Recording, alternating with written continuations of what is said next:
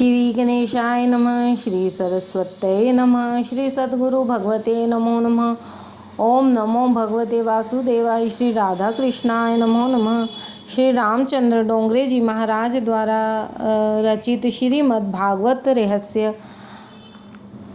आनंद के धाम श्री शंकर जी का शुकदेव रूप में अवतार। ज्ञानी पुरुष माया का संग नहीं रखते हैं। ज्ञानी पुरुष माया से सदा असंग रहने का प्रयत्न करते हैं। अतः वैष्णव भक्त माया में भी ईश्वर का अनुभव करते हैं। श्री शुकदेव जी के जन्म की कथाएं दूसरे पुराण में भी हैं।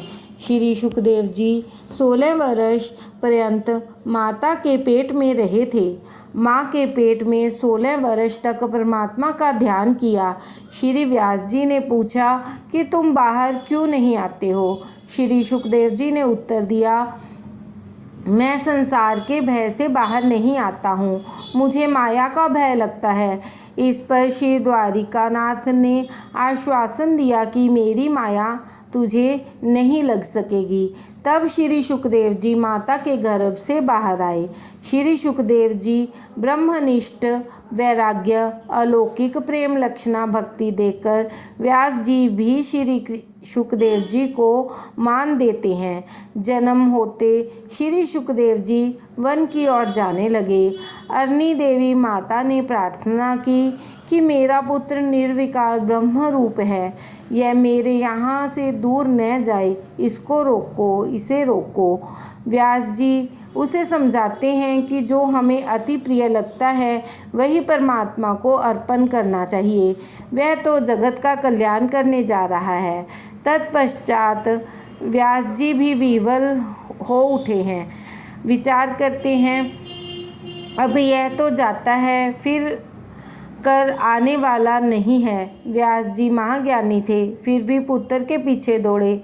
व्यास नारायण श्री शुकदेव जी को बुलाते हैं, हे पुत्र वापस लौटो, मुझे छोड़कर जाना नहीं।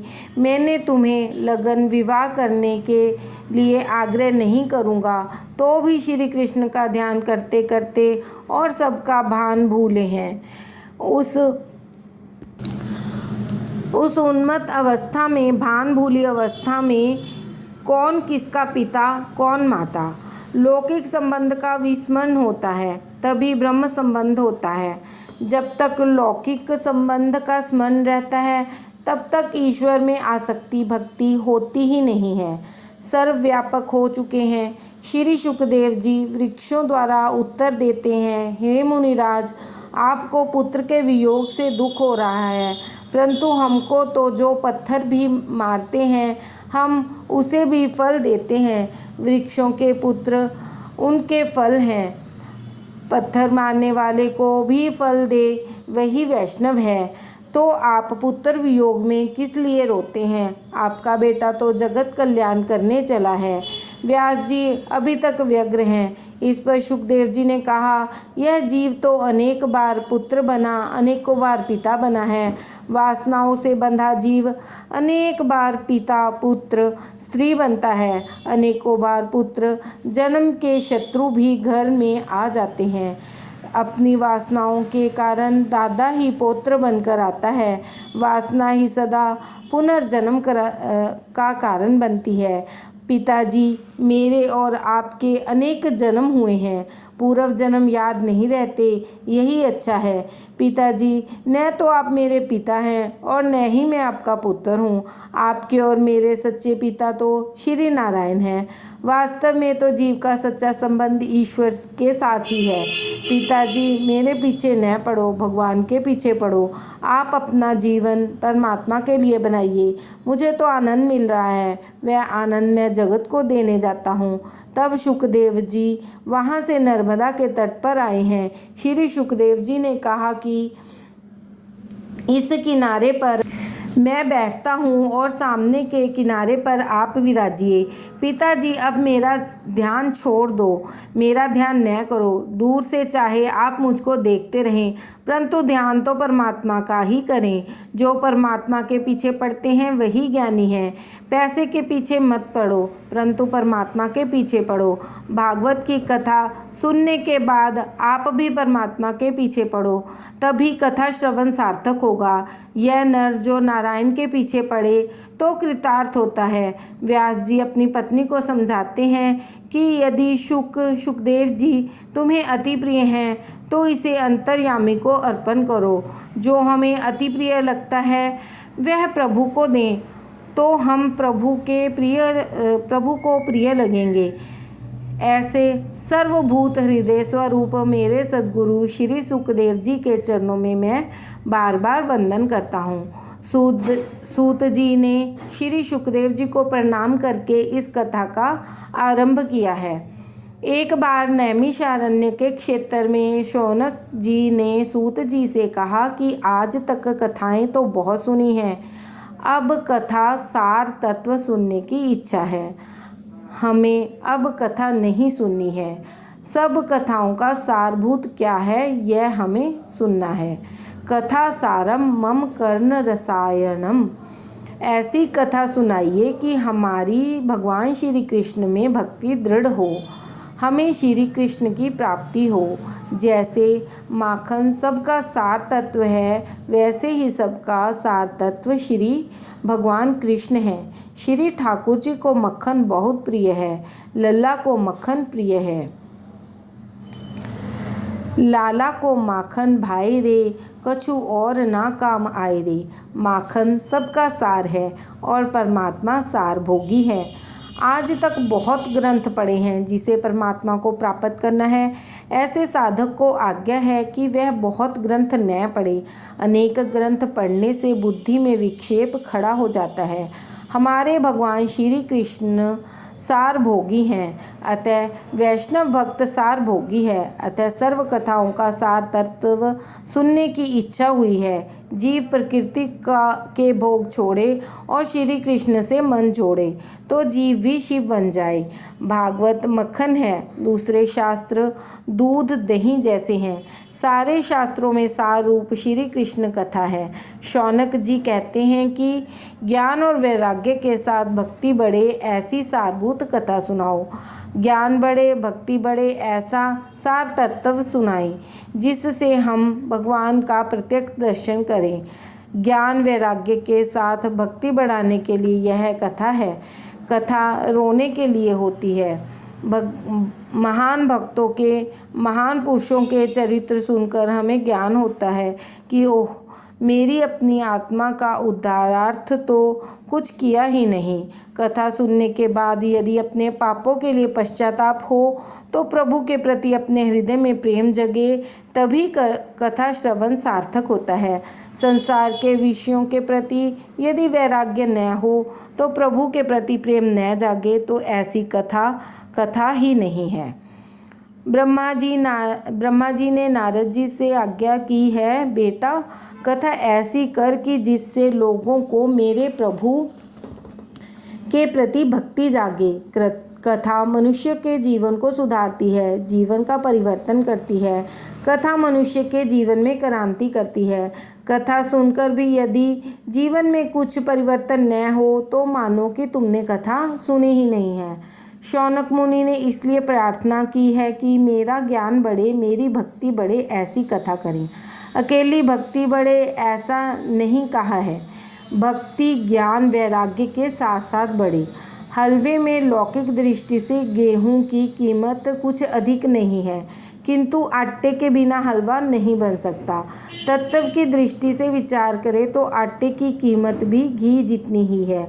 हलवा बनाने के लिए घी, गुड़ और आटे की ज़रूरत एक सी ही होती है। इसी तरह ज्ञान, वैराग्य और भक्ति की ज़रूरत भी एक समान ही है। जीवन में इन तीनों की ज़रूरत है।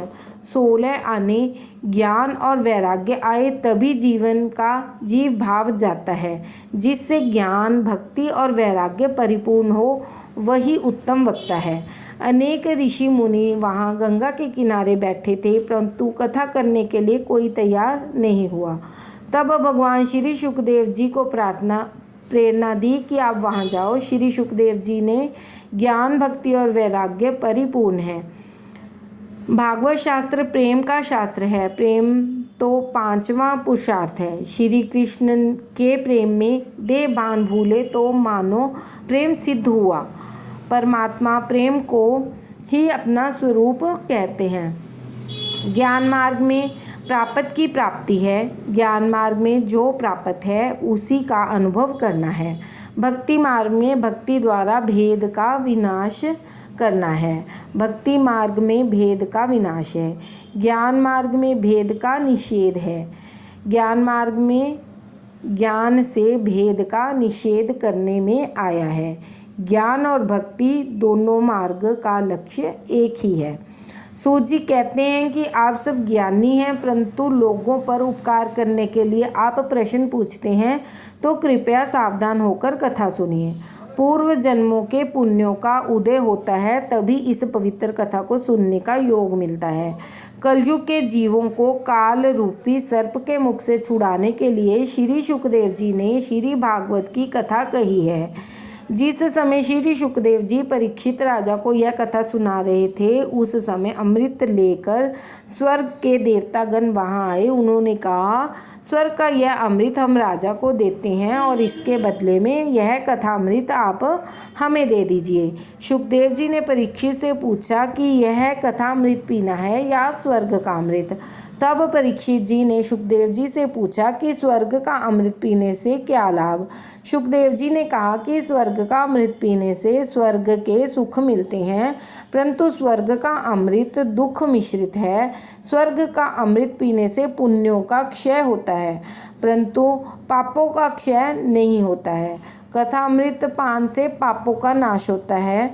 कथा अमृत से भोग वासना का विनाश होता है। अतः स्वर्ग के अमृत से यह कथा अमृत श्रेष्ठ है। सनत कुमार ब्रह्मलोक में रहते थे। एक बार वे इस कथा का आनंद लेने भारत में आए। इससे लगता है कि ब्रह्मलोक में भी इस कथा का आनंद जैसा कोई आनंद नहीं है। तब परीक्षित राजा ने कहा कि भगवान, मुझे यह स्वर्ग का अमृत नहीं पीना है, मैं तो इस कथा अमृत का ही पान करूँगा। 7 ही दिन में ज्ञान और वैराग्य को जागृत करने के लिए यह कथा है। ज्ञान और वैराग्य अपने अंदर ही हैं, परंतु वे सोए हुए हैं, उन्हें जागृत करना है। आगे कथा आएगी कि ज्ञान और वैराग्य को मूर्छा हुई है। 7 दिन में ही इस कथा ज्ञान और वैराग्य को जागृत करके भक्ति रस उत्पन्न करना है। इसके लिए यह कथा है। ऐसा और कोई ग्रंथ नहीं है जो 7 दिनों में मुक्ति दिलाए। श्रोता और वक्ता अधिकारी होने चाहिए। सूत जी कहते हैं कि 7 ही दिनों में परीक्षित को जिस कथा से मुक्ति मिली थी, वही कथा आपको सुनाता हूँ। 7 दिनों में परीक्षित को मुक्ति मिली थी, कारण उसके लिए यह निश्चित था कि ठीक 7वें दिन उसका काल आने वाला है, परंतु हम तो काल को भूल जाते हैं। वक्ता श्री सुखदेव जी जैसा अवधूत हो और श्रोता श्री परीक्षित जी जैसा अधिकारी हो तो 7 दिनों में मुक्ति मिलती है। वक्ता और श्रोता दोनों अधिकारी होने चाहिए। बिजली का प्रवाह और गोला बल्लभ दोनों ठीक होने चाहिए। वक्ता और श्रोता दोनों ही अधिकारी हों, तभी कथा मुक्ति दिलाती है। कथा सुनी तो परीक्षित जी को लेने विमान आया और उनको सद्गति मिली। परीक्षित महाराज विमान में बैठकर श्री परमात्मा के धाम गए। आजकल लोग कथा तो बहुत सुनते हैं, परंतु उनको लेने के लिए विमान क्यों नहीं आते? इसका कारण यही है कि वक्ता और श्रोता अधिकारी नहीं मिलते हैं। मनुष्य जब तक वासनाओं में फंसा है, तब तक विमान कैसे आएंगे? और यदि इससे पहले विमान आ भी जाए तो इन पर कोई बैठना नहीं। कदाचित स्वर्ग से विमान लेने के लिए आ भी जाए तो मनुष्य जाने की तैयारी भी तो कहाँ है? हम सब विकार और वासनाओं में बंधे हुए हैं। मनुष्य पत्नी, पुत्र, धन और घर आदि में फंसा है। जब तक यह आसक्ति छूटेगी नहीं, तब तक मुक्ति नहीं है। जिसका मन परमात्मा के रंग में रंग गया है, उसके लिए वह जहाँ बैठा है वही मुक्ति है। ऐसों के लिए तो विमान आए भी तो क्या, और न आए भी तो क्या। ईश्वर के साथ तन्मयता हो जाए तो उसी से ही आनंद मिलता है। इससे बढ़कर आनंद तो वैकुंठ में भी नहीं है। भक्त तुकाराम को लेने विमान आया तो तुकाराम ने अपनी पत्नी से कहा कि इस जीवन में तो मैं तुम्हें कोई सुख दे न सका, परंतु परमात्मा ने हमारे लिए विमान भेजा है, तो चलो विमान में बिठाकर परमात्मा के धाम ले चलूं, आओ मेरे साथ चलो। परंतु पत्नी ने न माना। उसने कहा, महाराज आपको जाना है तो जाइए, मुझे जगत छोड़कर नहीं जाना है स्वर्ग में। और वह नहीं गई। संसार का मोह छोड़ना बहुत कठिन है। जब तक वासना अंकुशित न हो तब तक शांति नहीं मिल सकती। कथा का एक आध सिद्धांत भी यदि दिल में उतर जाए तो जीवन मधुर बन जाए। वासनाएं बढ़ती हैं, भोग बढ़ते हैं, इसी से संसार कटु बन जाता है। जब तक वासनाएं क्षीण न हो जाएं, तब तक मुक्ति नहीं मिल सकती। पूर्व जन्म का शरीर तो चला गया है, परंतु पूर्व जन्म का मन नहीं गया है। लोग अपने तन की, कपड़ों की खूब चिंता रखते हैं, परंतु मरने के बाद भी जो साथ आता है वह मन की चिंता नहीं रखते हैं। मरने के बाद जिससे साथ आना है उसकी फिक्र करो, धन शरीर आदि की चिंता मत करो। मरने के बाद तो जो अंगूठी तुम्हारी उंगली में होगी वह भी लोग निकाल लेंगे। आचार विचार के बिना मन की शुद्धि नहीं होती है। जब तक मन की शुद्धि न हो तब तक भक्ति नहीं हो सकती है। ज्ञान और वैराग्य को दृढ़ करने के लिए यह भागवत की कथा है। विवेक से जब तक संसार का अंत न लाएं तब तक संसार का अंत आने वाला नहीं है। जीवन में संशय और सदाचार जब तक न आए तब तक पुस्तकों में मिला ज्ञान किसी काम नहीं आएगा। केवल ज्ञान भी किस काम का। एक गृहस्थ के पुत्र का अवसान हुआ है। गृहस्थ रोता है। उसके घर में कोई ज्ञानी साधु आता है और उपदेश करता है कि आत्मा अमर है, मरण शरीर का होता है, अतः तुम्हें पुत्र की मृत्यु पर शोक करना अनुचित है। कुछ समय के बाद उस साधु की बकरी मर गई, जिससे वह रोने लगा। साधु को रोता हुआ देखकर उस गृहस्थ ने साधु से पूछा, महाराज आप तो मुझे उपदेश देते थे कि किसी की मृत्यु पर शोक नहीं करते, तो फिर आप किस लिए रुदन कर रहे हैं। साधु ने कहा, बालक तुम्हारा था और बकरी मेरी थी, अतः रोता हूँ। ऐसा परोपदेशे पांडित्यम किस काम का। ज्ञान का अनुभव करो, मुक्त होने के लिए ज्ञान का उपयोग करो। कथा जीवन को सुधारती है, जीवन को पलट देती है। कथा सुनने पर जीवन पलट न जाए तो मानो कथा बराबर सुनी ही नहीं है। कथा मुक्ति देती है, यह बात बिल्कुल सच है। रोज़ मृत्यु को 1-2 बार याद करते रहो। शायद आज ही मुझे यमदूत पकड़ने आ जाएं तो मेरी क्या दशा होगी। यदि ऐसा आप रोज़ सोचेंगे तो पाप नहीं होगा। मनुष्य मरण का विचार तो रोज़ करता ही नहीं है, परंतु भोजन का विचार रोज़ करता है। इस भागवत शास्त्र की महिमा का वर्णन दूसरे बहुत से पुराणों में किया गया है, परंतु सामान्यतः पद्म पुराण के अंतर्गत महात्म्य का वर्णन करते हैं। अब श्री भागवत की महिमा का वर्णन करना है। इस श्री भागवत की महिमा का अब वर्णन करते हैं। इस कथा का महात्म्य एक बार सनत कुमारों ने नारद जी से कह सुनाया था। महात्म्य में ऐसा लिखा है कि बड़े बड़े ऋषि और देवता ब्रह्मलोक को छोड़कर विशाला क्षेत्र में इस कथा को सुनने के लिए आए थे।